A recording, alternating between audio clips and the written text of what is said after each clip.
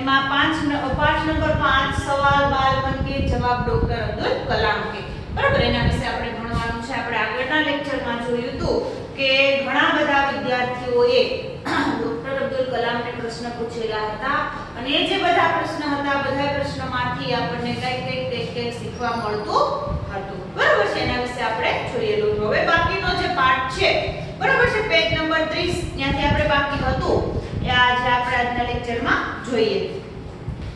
પ્રશ્નકર્તા કોણ છે તો કે રોહિત ચતુર્વેદી કક્ષા 11 ઇસ્લામિયા ઇન્ટર કોલેજ ઇટાવા. बराबर इटावा नो विद्यार्थी जे छे प्रश्न पूछे छे आप कहते हैं कि भारत 2020 तक विकसित राष्ट्र बन जाएगा पर निरंतर बढ़ती जनसंख्या और बेरोजगारी से संभव होने देगी.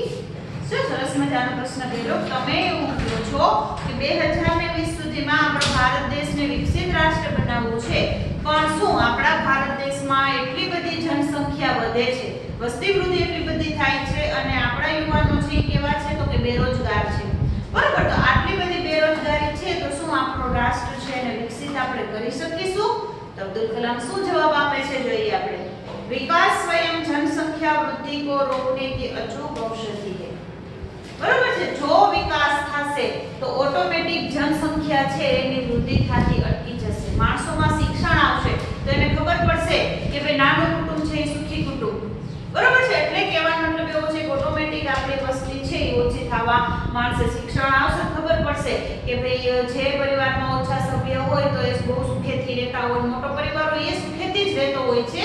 પણ એમ કે છે કે જનસંખ્યા ઓછી કરવા માટેનો આ ખૂબ જ સારું એવું સાધન છે કયું તો કે शिक्षण. इसमें जनसंख्या विशेषकर स्त्री शिक्षा की बात की सम्मिलित છે. આમાં વધારે પડતું સ્ત્રીઓને શિક્ષણ પણ આપવું જરૂરી છે કે જેના લીધે એને ખબર પડે.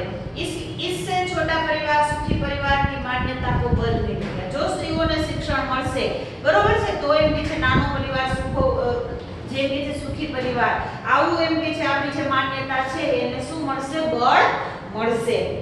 भारत 2020 का मिशन यहाँ के युवाओं को रोजगार के पर्याप्त अवसर सुलभ कराएगा. जो भारत 2020 નું મિશન છે એમાં યુવાનોને શું અપાવશે તો કે રોજગારી અપાવશે. ग्रामीण क्षेत्रों में बड़ी संख्या में उद्योग धंधे स्थापित किए जाएंगे जिससे उन क्षेत्रों में रोजगार के प्रचुर अवसर पैदा होंगे.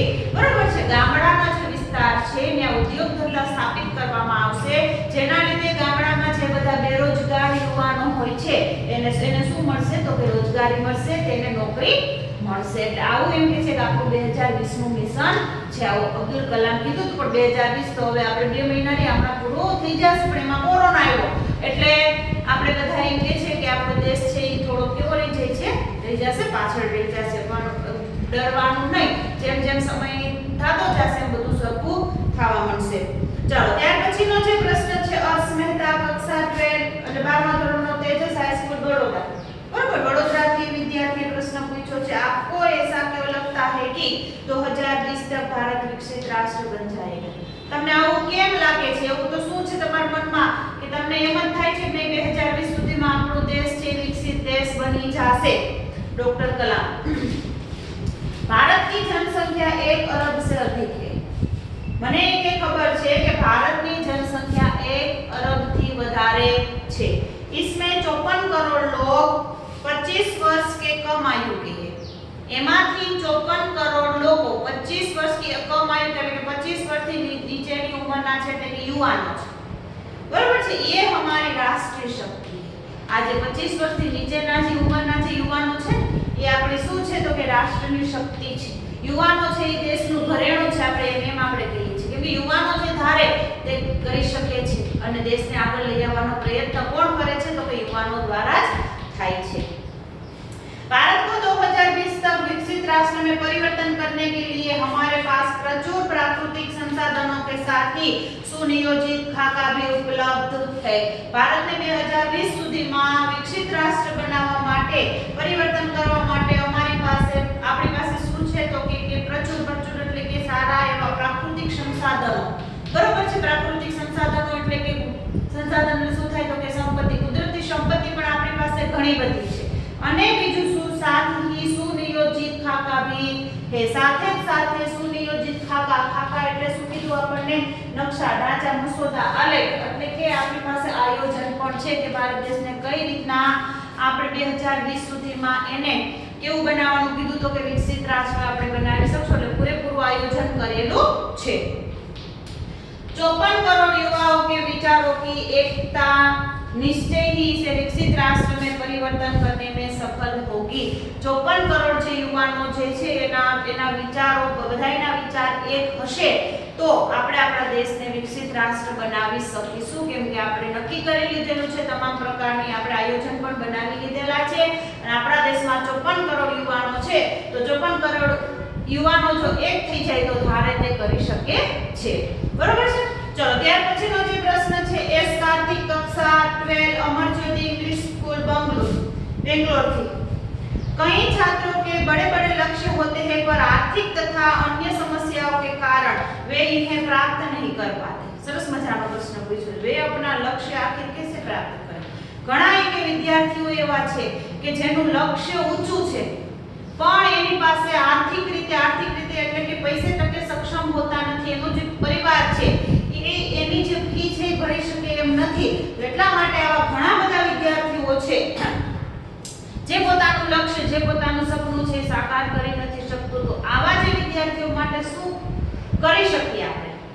અબ્દુલ કલામ શું જવાબ આપે જોઈએ આપણે? स्कूल में पढ़ाई में अच्छा प्रदर्शन करने पर छात्रवृत्ति प्राप्त होती है। જે વિદ્યાર્થી એમ કે છે કે સ્કૂલમાં સારું એવું પ્રદર્શનથી સારા એવા માર્ક્સ લઈ આવે બરાબર, તો એને શું આપવામાં આવે છે? શિષ્યવૃત્તિ આપવામાં આવે છે। साथ ही उच्च शिक्षा के लिए बैंकों से ऋण लेने हेतु पात्रता भी बनेगी। साथ ही जेने उच्च शिक्षण મેળવવું હોય, જેનું ફેમિલી ફી ભરી શકે એમ ન હોય, તેને બેંકમાંથી લોન પણ આપવામાં આવે છે કે ભણવા માટેની લોન પણ આપવામાં આવે છે। જ્યારે ઈ સ્ટુડન્ટ છે ભણી લે, સારી એવી જોબ ઉપર પોતે લાગી જાય, પછી બેંકને પૈસા ભરપાઈ કરે ત્યાં સુધી બેંક એને શું આપે છે તો કે સહાયતા આપે છે અને સરકાર તરફથી શું મળે છે? શિષ્યવૃત્તિ મળે છે। એટલે ક્યારેય આપણું જે સપનું છે એને આપણે સાકાર કરતું અટકાવવાનું નહીં। जीवन में ऊंचा लक्ष्य निर्धारित करने पर बाधाएं तो आती ही है।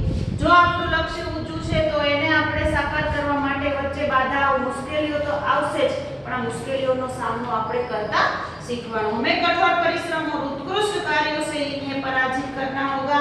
विघ्न बाधाओं से व्यक्ति को पराजित नहीं होना चाहिए। जे बધી મુશ્કેલીઓ આવે એને આપણે કઠોર પરિશ્રમ કરવાનો અને ઉત્કૃષ્ટ કાર્યો સારા એવા કાર્યો કરીને અને આ જે બધી પરેશાનીઓ આવે મુશ્કેલીઓ આવે આપણા રસ્તામાં એને આપણે દૂર કરવાની। આ જે મુશ્કેલીઓ છે એનાથી ક્યારે મનુષ્ય ડરવું જોઈએ નહીં। એટલે સરસ મજાનો જવાબ આપ્યો। કોઈ પણ વિદ્યાર્થીને ભણવું હોય તો બરાબર કે આપણે સરકાર તરફથી શિષ્યવૃત્તિ આપવામાં આવે છે અને બેંકો તરફથી પણ શું આપવામાં આવે છે તો કે લોન આપવામાં આવે છે, વિદ્યાર્થી સહાય આપવામાં આવે છે। ત્યાર પછી જે પ્રશ્ન કરતા છે મિથુન કે દ્વિતીય વર્ષ બી લેવલ AICT અમૃતાપુરી બરાબર, એટલે પોતે એમ કે છે શું કરતો હશે? કોલેજ કરતો હશે, એમાં એનો એમ કે છે બીજા વર્ષમાં પોતે કોલેજ કરે છે બરાબર। એ જે પ્રશ્ન પૂછે છે ભારત को विकसित राष्ट्र बनाने में राजनीतिज्ञ की क्या भूमिका होनी चाहिए। સરસ મજાનો પ્રશ્ન પૂછ્યો છે કે ભારતને વિકસિત રાષ્ટ્ર બનાવવા માટે જે બધી આપણી જે રાજનીતિ જે છે, આપણા જે રાજનીતિજ્ઞો જે છે બરોબર છે, આપણા જે રાજકીય નેતાઓ છે એની શું ભૂમિકા હોવી જોઈએ? ભારતને વિકસિત રાષ્ટ્ર ખાલી પ્રજા એમ કે અમારા દેશને વિકસિત બનાવો તો કાંઈ ચાલતું નથી, પણ ઉચ્ચ લેવલે જે આપણા જે બધા નેતાઓ છે રાજનેતાઓ છે એની શું ભૂમિકા હોવી જોઈએ એવો પ્રશ્ન કર્યો છે। જો એ શું જવાબ આપે છે? जिम्मेदार राजनीतिज्ञ दूरदर्शितापूर्ण नीतियां बनाता है। जे के राजनीतिज्ञ जे के राजनेता केवो होय तो के जिम्मेदार એટલે કે જિમ્મેદારી લેતો હોય બરોબર છે, એ એમ કે છે કે दूरदर्शितापूर्ण नीतियां बनाता, એ दूरदर्शितापूर्ण એટલે કે પારદર્શક નીતિ બધી બનાવે છે, ક્યારે એ કે ખોટું કરતો નથી। महात्मा गांधी ने निष्ठा के राजनीतिक सिद्धांत को सत्य, अहिंसा तथा निस्वार्थ भावना में ढालते हुए ब्रिटिश शासकों के विरुद्ध अपनी लड़ाई छेड़ी थी। महात्मा गांधी जी એ શું કર્યું હતું તો કે રાજનીતિના સિદ્ધાંત ઉપર સત્ય, અહિંસા અને નિસ્વાર્થ ભાવના, કોઈ પણ જાતની સ્વાર્થ વગરની ભાવનાથી પોતે કાર્ય કર્યું હતું અને જે બધા બ્રિટિશ શાસકો હતા એના વિરુદ્ધ પોતે લડાઈ કરી હતી અને આપણા ભારત દેશને આઝાદી અપાવી હતી. આવા આપણા રાજનેતાઓ હોવા જોઈએ. અત્યારે આપણને ખબર જ છે, આપણે બધા જાણીએ જ છીએ કે કેવું શું એમ કે છે ચાલતું હોય છે, બરાબર છે. वर्तमान राजनीतिज्ञों को अपने कठिन परिश्रम, उत्कृष्टता और पारदर्शी कार्यों से मार्गदर्शन देना होगा. અત્યારના જે બધા રાજનેતાઓ છે એને કઠિન પરિશ્રમ, ખૂબ જ એમ કે છે કે વધારે પડતી મહેનત કરવાની, ઉત્કૃષ્ટતા એનામાં શું હોવું જોઈએ, ઉત્સાહ હોવો જોઈએ, પારદર્શી કાર્ય કેવા હોવા જોઈએ, પારદર્શી, આરપાર જોઈ શકાય તેવા, એટલે કે ખોટું કાર્ય કરતા હોવા જોઈએ નહીં. આવા એક કાર્યોથી બધા લોકોને માર્ગદર્શન દેવું પડશે. ખાલી યુવાનો જઝુમે રાખશે તો આપણો દેશ આગળ આવશે નહીં. એટલે આ જે રાજનેતાઓ છે એને પણ પારદર્શક કામ કરવા પડશે, ખોટું કાર્ય કરવું પડશે नहीं.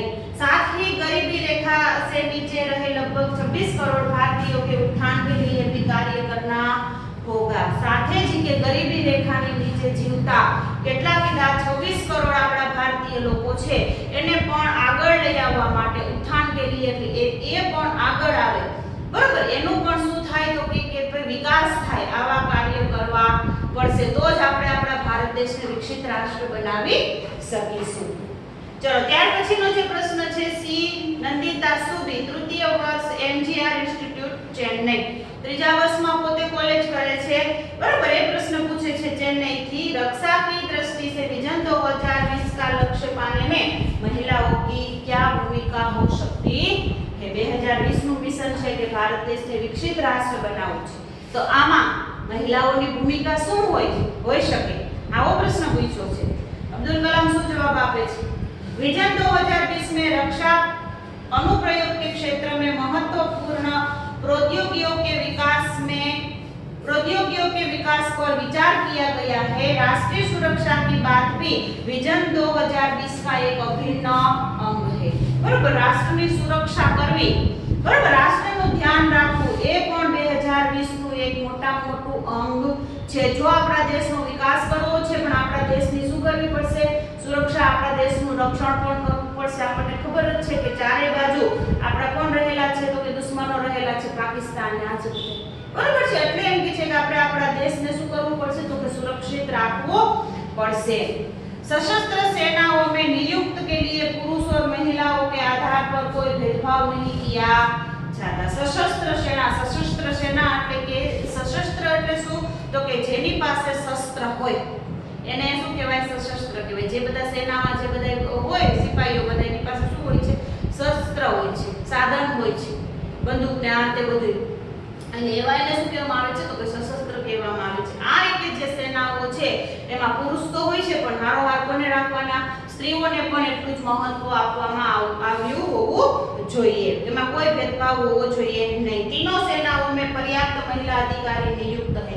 ત્રણે ત્રણ આપણી જે સેનાઓ છે, બરોબર છે, એમાં એમ કહે છે કે ભાઈ કોને મહત્વ આપવાનું, મહિલા અધિકારીઓને શું કરવાનું તો કે નિયુક્ત કરવાના, પસંદ કરવાના હોય છે. આપણે ત્રણ સેના ખબર જ છે તો હવાઈ દળ, બરોબર. ત્યાર પછી જે એમ કે છે કે જળ એટલે કે જળ દ્વારા જે પાણી દ્વારા જે યુદ્ધ થતું હોય, અને બીજું શું તો કે જે જમીન ઉપર જે યુદ્ધ થતું હોય. ત્રણ આપણી જે સેનાઓ જે છે, બરોબર છે, એમાં સ્ત્રીઓને શું આપવાનું તો કે મહત્વ આપવાનું. राष्ट्रीय रक्षा क्षमताओं में वृद्धि के लिए महिला उच्च स्तरीय सामरिक सेना बहुगुणक उपकरणों पर कार्य करने भी अपना सहयोग दे सकती है. राष्ट्રની રક્ષા કરવા માટે પણ, બરોબર, રાષ્ટ્રની રક્ષા કરવા માટે પણ, વૃદ્ધિ કરવા માટે પણ મહિલાઓ છે એ એમ કે છે શું કરશે તો કે સામરિક સેના. સામરિક સેના એટલે શું, સામરિક એટલે શું થાય તો કે સમરિયા યુદ્ધ કે સંબંધ રખને વાલા, જે બધા સૈનિકો હોય છે, બરોબર, એમાં પણ પોતે જે સ્ત્રીઓ છે એ પોતે સહયોગ આપી શકે છે. એટલે ટૂંકમાં કહેવાનો મતલબ એવો છે કે મહિલાની ભૂમિકા શું હોવી જોઈએ તો કે મહિલાઓ જે છે એને પણ ભારત દેશના રક્ષણ કરવા માટે તમામ જગ્યાએ મહિલાઓને પણ સ્થાન હોવું જોઈએ. ત્યાર પછીનો જે પ્રશ્ન છે, છેલ્લો પ્રશ્ન છે, जोधपुर दौर पर डॉक्टर कलाम से एक बच्चे द्वारा पूछा गया प्रश्न. जोधपुर થી એક પ્રશ્ન પૂછ્યો છે, क्या हम अति विशिष्ट व्यक्तियों के दौरे पर हो रहे अनावश्यक खर्च कम नहीं कर सकते. શું આપણે કે અતિ વિશિષ્ટ એટલે કે જે એમ કે છે કે કેવા લોકો છે, વિશિષ્ટ લોકો છે, બધા રાજનેતાઓ જે છે એના ઉપર જે બધા ખર્ચાઓ થાય છે એ ખર્ચાઓ શું આપણે ઓછા ન કરી આપણને ખબર જ છે કોઈ પણ જાતનું ફંક્શન હોય, મોટો નેતા કોઈ આવવાનો હોય તો આપણે કેટલો ખર્ચો આપણે કરીએ છીએ. તો આ સરસ મજાનો પ્રશ્ન પૂછ્યો કે શું આવા ખર્ચા આપણે ઓછા ન કરી શકીએ? तो शू के छे डॉक्टर अब्दुल कलाम, तुमने इस मंच पर एक बड़ी कुर्सी देखी होगी. बराबर, ते आ एक मंच छे ने एना ઉપર તે થોડોક ટાઈમ પહેલા મોટી બધી શું જોઈ હશે? ખુરશી જોઈ હશે. वह कुर्सी अब यहाँ पर नहीं है. ई कुर्सी અત્યારે અહીંયા નથી, કેમ કે હું અત્યારે પોતે રાષ્ટ્રપતિ પદ તરીકે હું અહીંયા આવ્યો છું મંચ ઉપર, પણ મારે આવી કોઈ પણ ખુરશીની જરૂર છે નહીં, કે હું આવા ખોટા ખર્ચા કરતો નથી. એટલે ટૂંકમાં કહેવાનો મતલબ એવો છે કે જે વધારે પડતા ખર્ચા કરવામાં આવે છે આ બધા લોકો માટે, આવા ખર્ચા છે એ થવા જોઈએ नहीं. ठीक ऐसे ही अनुत्पादक चीजों पर हो रहे अनावश्यक खर्च भविष्य में नहीं होंगे.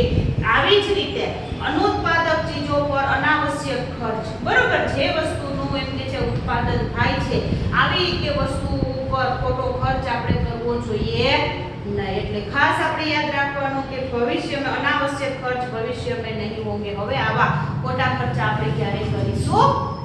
બરાબર છે કે એટલે આપણને બધાય પ્રશ્નોમાંથી આપણને કંઈક શીખવા મળે છે. આપણો પાઠ છે અહીંયા પૂરો થાય છે. શબ્દાર્થ છે સારી રીતના સમજી લેજો. ઓમ પાઠ મોટો હતો પણ બધાય પ્રશ્નોમાંથી આપણને કંઈક શીખવા મળ્યું. અને પાઠ છે એ કેવો હતો? તો કે ઈઝી હતો, બહુ અઘરો હતો. અને હું આશા રાખું છું કે આ પાઠ છે તમને સારી રીતના સમજાઈ ગયો હશે. બધાય પ્રશ્નના જવાબ જે છે એ તમારે ગ્રહણ કરવાના રહેશે, એટલે આપણને આવડી જાય અને આપણામાં સારા એવા બીજા ગુણ પણ આવે. ચલો હવે આના પછીના વિડીયોમાં નવા પાઠ સાથે આપણે મળીશું. ત્યાં સુધી આવજો. જય શ્રી કૃષ્ણ.